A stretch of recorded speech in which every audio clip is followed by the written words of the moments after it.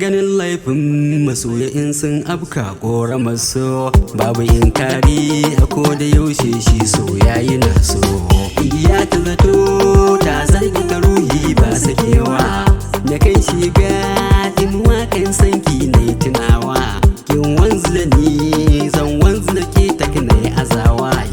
Ina ƙaunar ki haɗe kallon ta farin ciki na, zoki ya fambar ban so har ƙauna na tunana.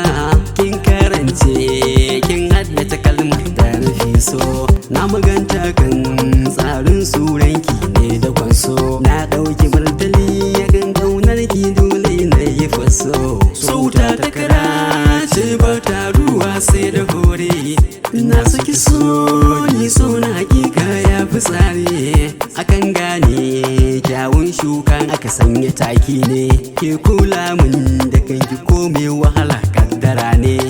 Muradi na a zuciya takin wuce yaudara ne, muraya tare muta tare a jalina. Ki mun murmushi so har kaunewan zuguna, shi jirwaye mai kamar wanka ai hikima ce. Hasken fuskar ki ta wanda gare ni fitila ce, nau'in muryar ki mai sanye gabbai na yi dace.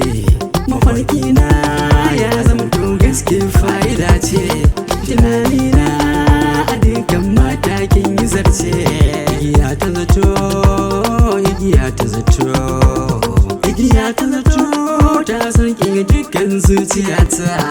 Igiya ta zato ta mamaye dukkan rayuwata. Igiya ta zato, igiya ta zato ta mamaye dukkan rayuwata. Igiya ta zato, igiya ta zato.